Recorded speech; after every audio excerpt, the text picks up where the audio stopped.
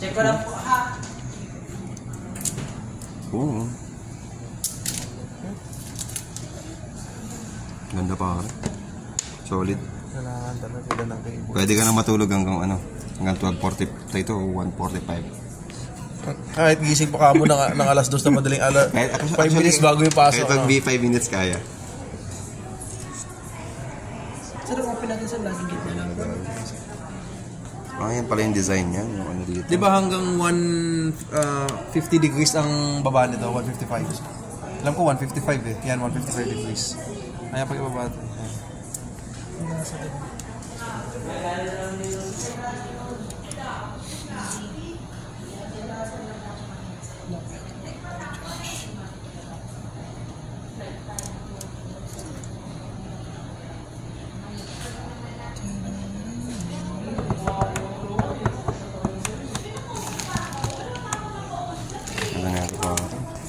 Mabigat-bigat ba ito? Mabigat-bigat yan. Mabigat-bigat yan kaysa sa ano. Pero ang pangit dito kasi yung ano nila, hindi nila nilagyan ng konting spacing para sa makasingaw yung ano, masyadong dikit sa ano. Hindi, pare, elevate naman natin yan. Kasi may ano yan eh. Huwag mo lang siya ilalagay sa ano, sa mga foam. Sa mga foam kasi talaga hindi makakahinga yan. Parang matagal magbukas. Hindi nakasaksak eh. Ano pa yan, sir? Parang drain pa pala ito. Hindi po. Walang power yung ano sir, yung sumasaksakan kaya pala din i-charge. Kala ko tagal magbukas eh. Di ba kahit kaka-open pa lang first time, mabilis na batin ba? SSD naman kasi ito, di ba? Hindi po sir, mag-initialize kayo siya sir eh. Magsiset up pa? Doon ka magulat sir, pag bukas mo, mabilis. Ibig sabihin nun na, open na yan. Okay. Ganun pala yung pare. Pag bagong bukas sir, unang bukas initialize pa siya. Okay. Tagal-tagal. Pwede ba itong paso na rin sa tugtog? Yung ano niya? Backlit niya? Backlight? Ang alam ko sir, may ganung feature si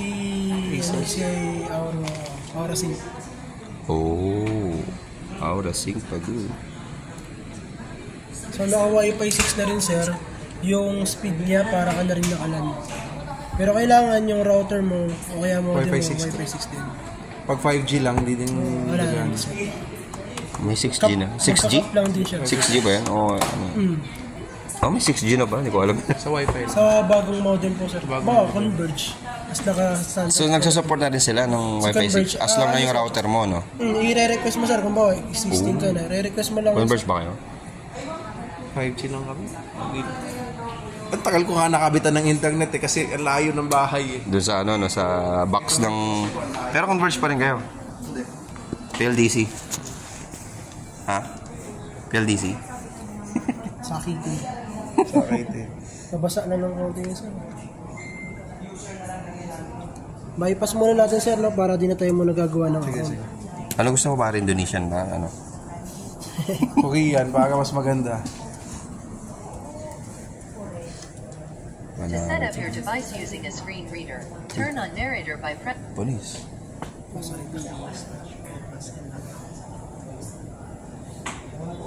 Paano yung sharing bypass? Safe ba yun? Sir, ang ano naman natin doon sir kasi pag di tayo na bypass, gagawa pa tayo ng account ng Microsoft. So pag ano, Mas recommended ba na gumawa? Akala ba pag uwi niya, recommended yung gumawa ng Microsoft account? No need naman. no sir, no need naman pero kadalasan kasi sir ngayon yung Windows 11. Kasi yung pag-update mo, hindi ka makapag-update pag wala kang account. Si Windows 11 kasi ang hanap na sir yung account mismo ni Microsoft. Unlike dati na kahit wala Windows. Okay, sir. Battery... Anong year na-release na 2022, di ba?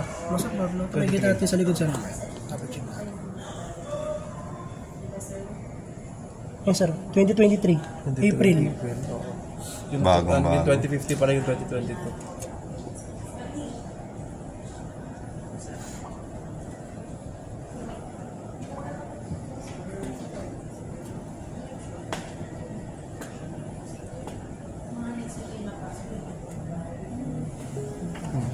Windows 10 ba to? Or 11 na? Sir, bumalik, sir. Hindi, okay na yun. Okay. Kaso na-bypass na natin siya.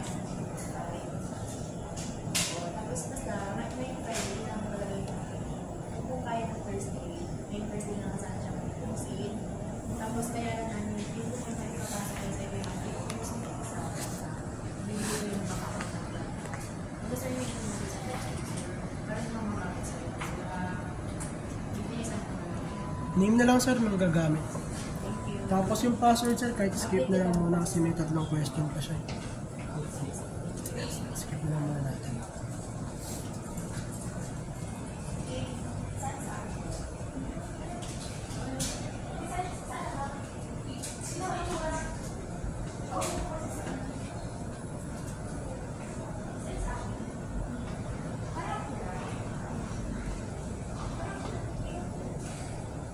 Naka Thunderbolt 4 na rin siya sir. No?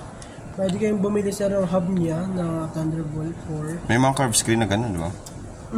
Meron din naman sir. Ang kagandahan nito sir. Pero pag may bumili ka, maximize mo to para... Hindi, kahit hindi naman naka-Thunderbolt, kahit naka-HDMI, max graphics na rin naman yun ng 27. Pares lang din naman. Ang maganda lang dito, pwede kang at least 2 monitor.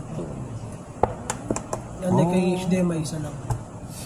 So aside sa monitor dito, pwede ka pang 2 extension pa. Isang nakatayo, isang nakahiga. Dami naman. Tapos yung nilalagay mo plus Thunder Zombie. Ay, di ba ito na nakasara lang yung nakasara yung nakababa. Tapos doon ng parang system unit lang yung sistema niya. Ano sir, ano mo siya sir, kumbaga... second screen only? Sa settings okay, siya sir. Okay, gets. Right now. Pero parang hindi yata kailangan sir ng sagad eh. Kasi pag nagsagad tayo, considered na mag-sleep Sleep siya, no? Okay. Yun yung naano ko din eh, naisip ko din mag-sleep siya. Yung nasa office, ano kasi yun? Kaya pwedeng ganon. Di ba kita mo kahit tinataob nila? Oo nga eh. Ano kasi yun? VMware. City Build. Sa City Build yun. Kaya kahit nakataob yung PC, hindi nag-sleep mode. Copy. Ganda. 15.6 yung screen. So, maganda lang ito. Nakaka-detect naman tayo na. Hindi lang tayo makakain kasi lahat tayo na phone. Photos.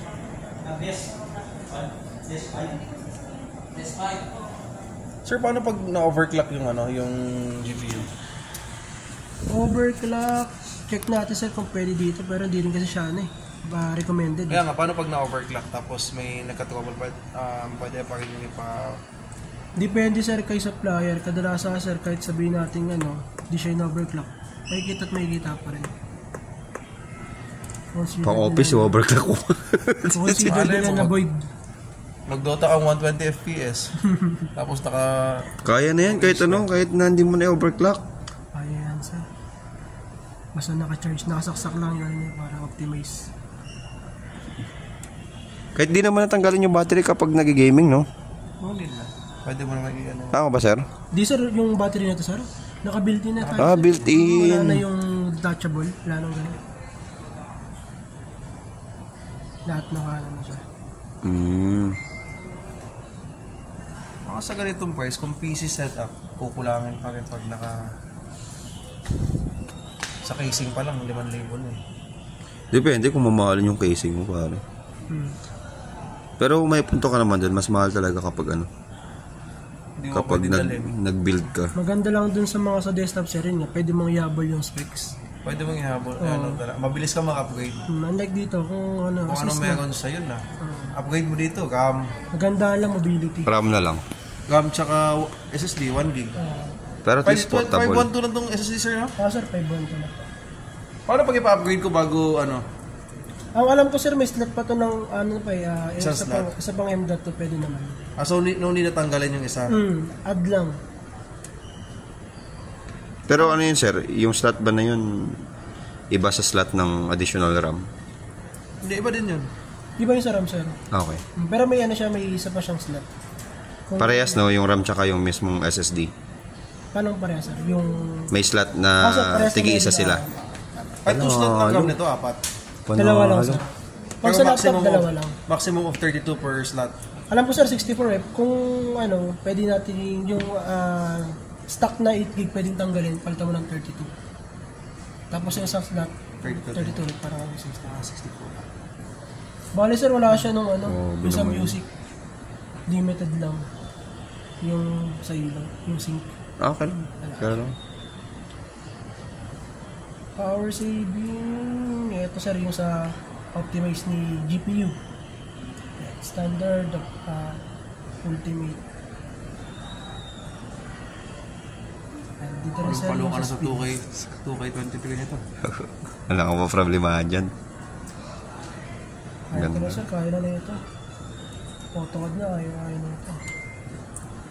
Kahit nakabox na sir, AutoCAD. No sir, AutoCAD kaya na ito. Kaso 30 FPS lang.